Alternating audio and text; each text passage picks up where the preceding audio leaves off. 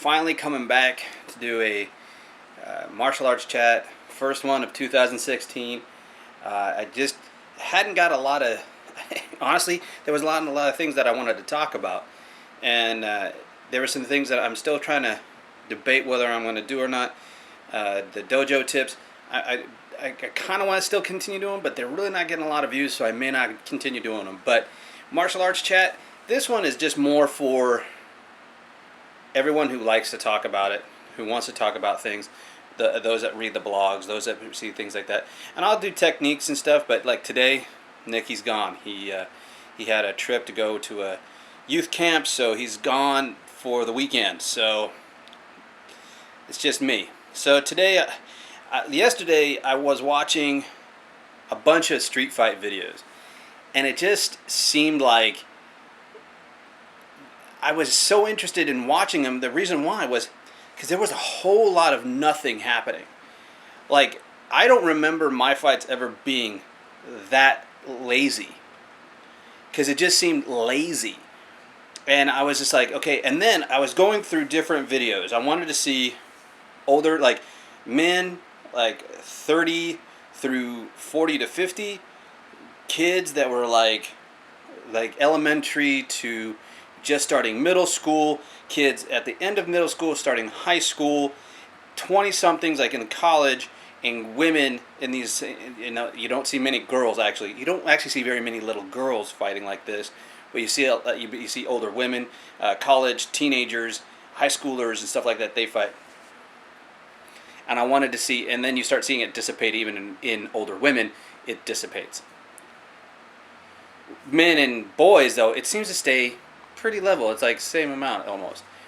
And everyone and every age group seemed to have a different fight. Like everyone had this idea.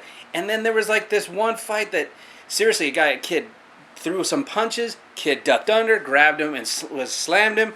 They backed him out. No. It's like suddenly everybody had a conscience. It was like, but these were like high school kids, stuff like that. It's like everyone had this idea of a fair fight, and the fair fight to a lot of people is just basically throwing fists. And this is where I start looking at where street fights aren't what self-defense is for. Okay? Because no matter what you're looking at, the only time it became where a self-defense situation was necessary was when it became 2-on-1, or it became just kind of crazy in that retrospect. In those situations, I don't even consider those street fights anymore. I consider them being blitz attacks. And if you're being blitzed, it's time for you to just do what you got to do to get out of there. It doesn't matter what way you maim or injure or cripple or whatever. It's time to get someone hurt. It's just that simple. And I guess that's where a lot of my problems is with people talking about street fights. Okay, street fights are actually more. If you look at them, they actually lean more to the competitive side. And now I can understand why so many people say it's been tried and tested in UFC. It's been tried and tested. It's tried and true competitively. With these full contact fighters and things for that in that sense. And in that regard, for that kind of situation, it truly is probably the best way to go. If you're gonna get in situations like that, and you imagine it yourself, that you're gonna be fighting like that, getting into a sport type fighting style, where they teach you how to pressure it to where you're not fighting lamely. The guy's not gonna hang his hand out there, things like that. If you're training in boxing, you're training in wrestling, or you're training in grappling, or you're training in MMA, or you're training in something like that, kickboxing, you're more than likely going to do pretty well in a street fight situation.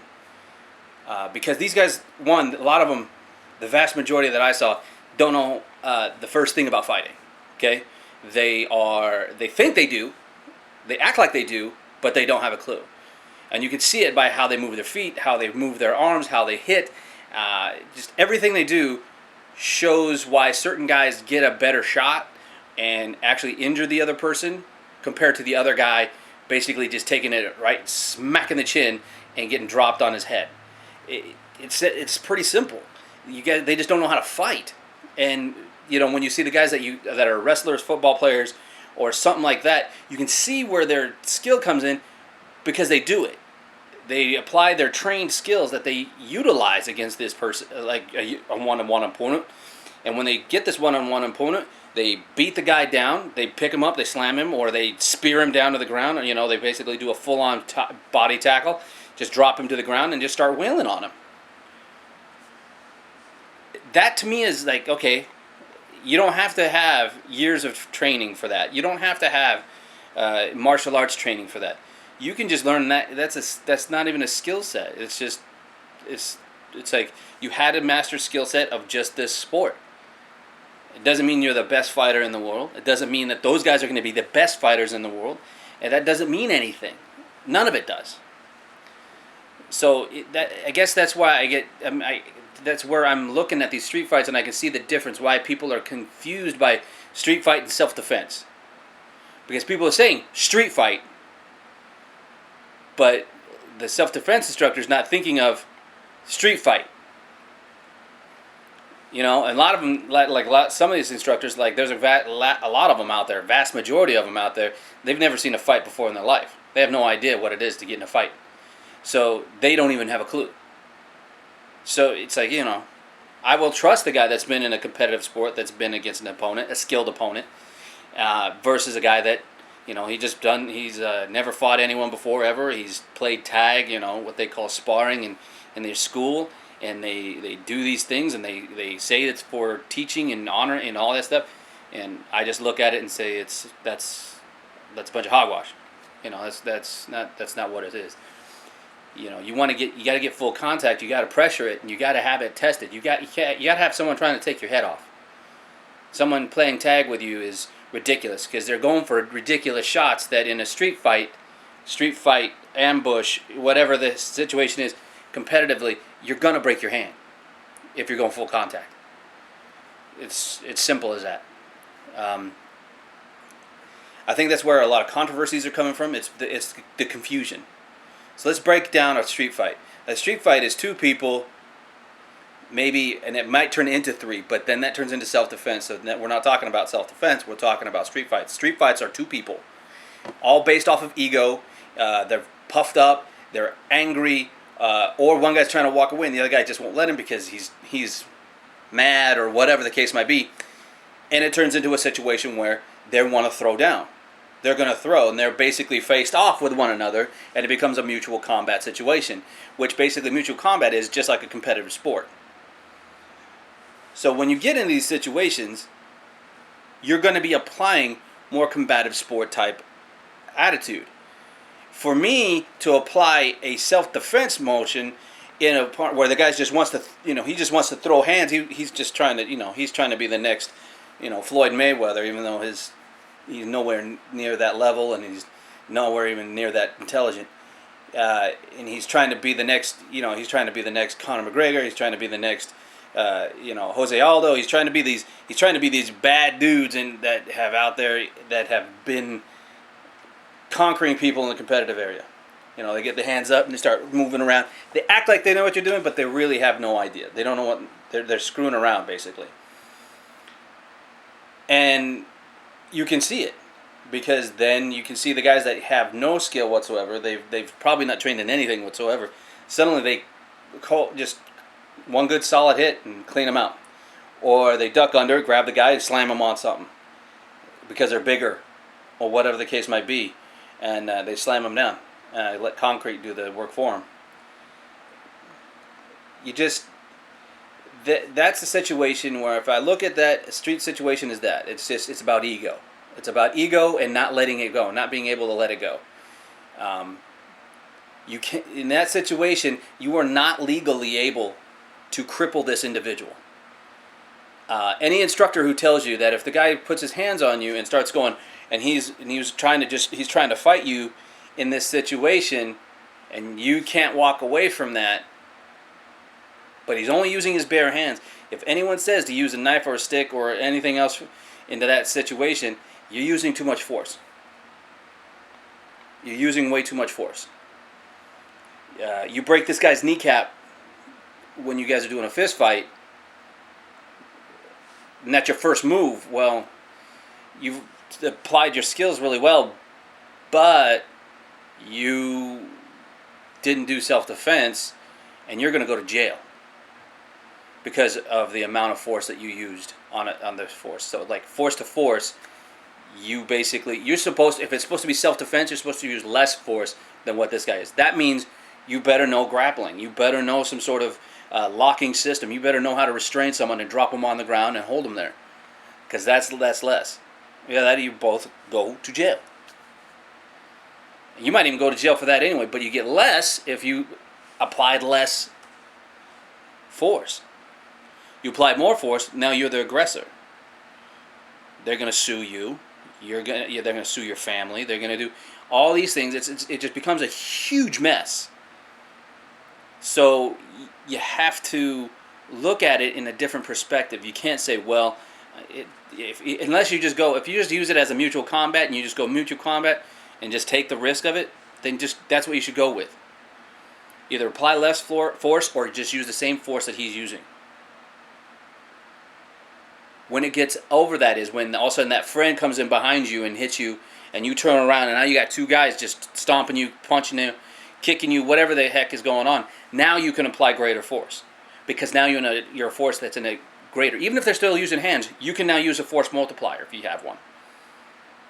This is my personal opinion, though. This is what, see, if I got two guys hitting me or something like that, suddenly that's when I go to my knife. That's when I go to my extended baton. That's when I go into grabbing the next, if I grab something off the ground and start using it. That's when I start using that, because I need that extra multiplier to handle 2-on-1. Okay? This is not a kung fu movie. You're not going to stand there and they're going to wait and take turns, and they're just going to sit there and waiting for you to finish this one guy off with your fancy moves, and then you'll turn around and finish this guy with your fancy moves again, and then you go back and forth. It's not going to happen that way. It's going to happen with what exactly you see. You're fighting one guy, maybe you're not even doing well, or maybe you are doing well, and all of a sudden out of nowhere, boom, you just get totally sideswiped. Maybe even turn around and catch the guy beforehand, and now you still have to fight this guy.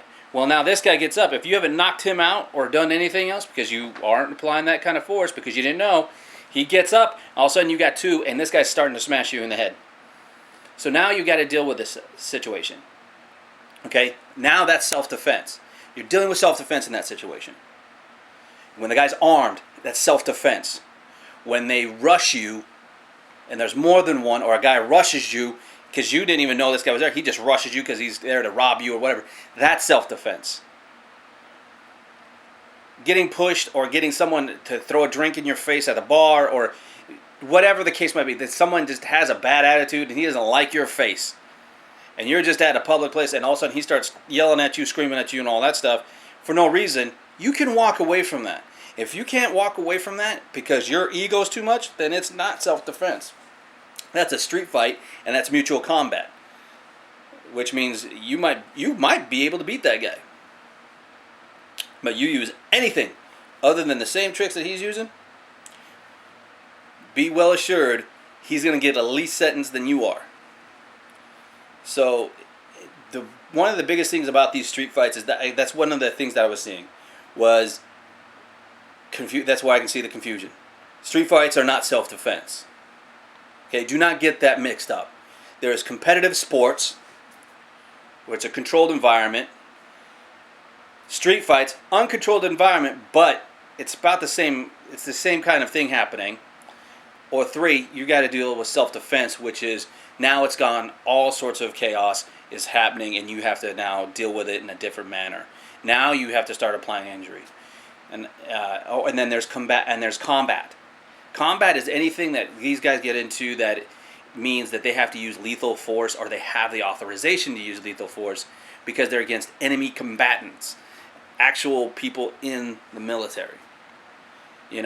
Even police get into trouble for hitting someone over and over when the guy's already on the ground. They get in trouble for it. People say, no, they don't. You don't know the investigations. Don't even worry about that. So the fact of the matter is we're looking at totally different scenarios.